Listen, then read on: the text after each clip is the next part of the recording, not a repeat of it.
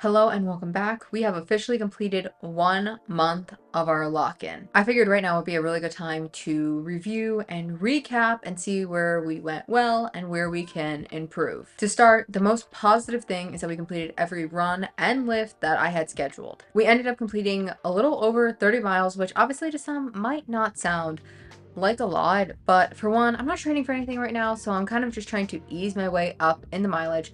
Plus, we had a lot of ups and downs this month. First thing, right out the gate in week one, we got hit with the time change. So basically, it went from, okay, I'm getting up at 6 a.m. to now I'm getting up at 5 a.m.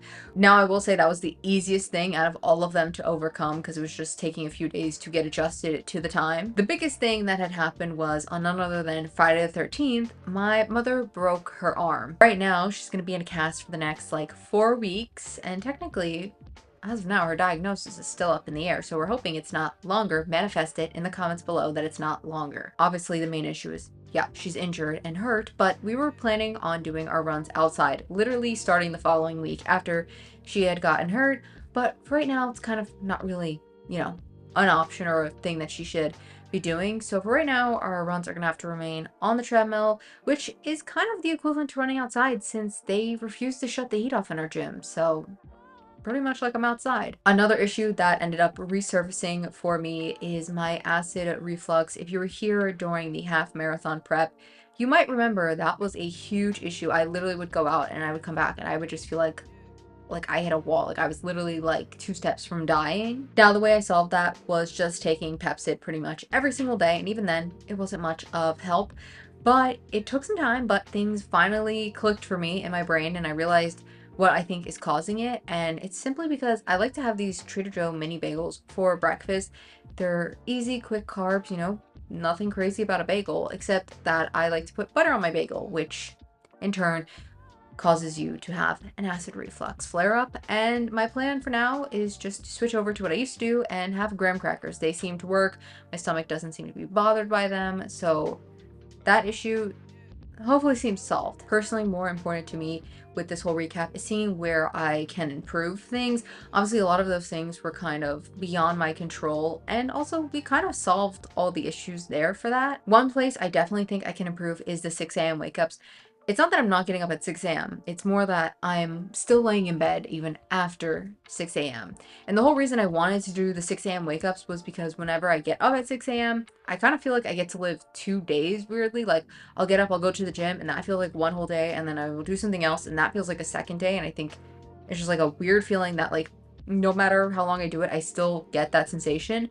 But I do find myself laying in bed, or like if my cat comes over and he like wants to cuddle, I'm like, sure, stay, because I know he'll stay for like half hour to an hour and I get to stay in bed longer. So quite literally, I think I'm gonna have to start jumping out of bed because I just think I have to like get myself up and out. I think the worst part about this is the hardest solution is quite literally the thing you want to do the least, which is leave your bed. I also feel like what I'm doing for my lymphedema needs to get better. Now, I've been doing lymphatic drainages almost like every night, but I feel like my improvement is 50-50. Some days I will have the worst flare-ups and like my legs are just so itchy, it's unbearable.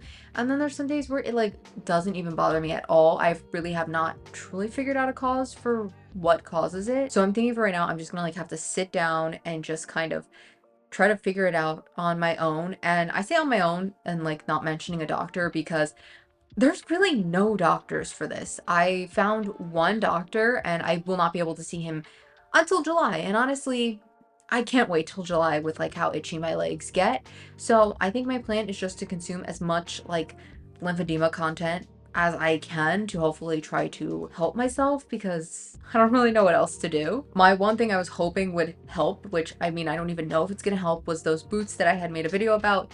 I had called the ladies. I'm like, it's been over 4 weeks. Where the hell are the boots? And she's like, yeah, I don't know. Something's going on with insurance or something and your visit that you had seen the doctor.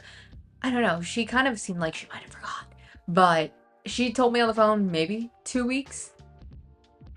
That was a week ago I did call her. So we'll see if I'm getting these boots when or whenever. But that's so far the only little solution I have to add into everything. The only thing that I could say is gym related that I want to improve on is just pushing myself a little bit more, like with how heavy I'm lifting. I kind of just had one day where I went and tried to lift a little heavier and realized, hey, I'm not like really pushing myself maybe to like where I actually could. So my goal for April is just to try and lift a little bit heavier. The last thing I need to improve on is reading. Now, for this challenge, I said I want to read 6 books. I didn't say I had to read 1 book a month or however many. There was no like time. I just wanted to read 6 books. But the thing is, I haven't touched a single book once. I think I might have actually picked up a book in the very beginning when I had to take a family member to the airport and I was gonna have to like wait to pick them up, and then the books had disappeared from the Kindle. Sometimes things just don't go your way, and they're never gonna go your way apparently, because I brought my Kindle. Okay, we're picking up family from the airport, so I said I'm gonna bring my book and I'm gonna read while we're waiting for them. Tell me why all 5 books say, yeah, no, hold ran out. I know the hold ran out, but I've heard of a secret trick you're supposed to do. I'm not going to talk about it, but all I know is they should have been on the Kindle.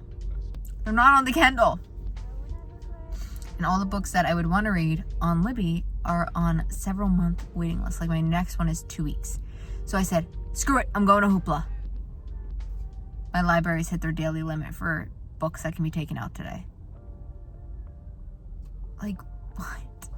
I think the main reason is because outside of just like working out, like going to actual work has been a little hectic and a little crazy and time consuming. But for right now, hopefully it's going to like die down so it won't be as bad. I can have more personal time and I can use that to read, because otherwise I don't really know when I'm gonna read. I can't run and read, so I'm gonna have to find it somewhere else. Just looking back on the first 4 weeks as a whole, I'm honestly really happy with how things are progressing.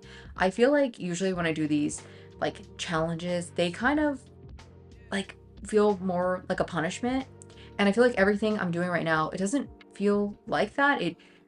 I don't really know how to describe it. It just feels like something that like I'm just doing. It's just like part of my day. It's like I have it. It doesn't feel like I'm being forced to do it, which I think is good. But that is all for this week. I just wanted to come in here, do a little recap of the month, because I think it will help me be more accountable. Plus, I think these videos will be good to come back as we progress throughout the lock-in to see, you know, where we were at that time. If you're interested in seeing the lock-in closer to real time, or I said in the beginning, I'm not always going to be posting about the lock-in every week. I'm going to try to do something different so it doesn't get too repetitive. On Instagram, every Monday, I have been posting a little weekly recap. So if you want to see more on the lock-in, check out my Instagram. But I do hope you guys enjoyed, and I will see you soon. Till then, roll the outro.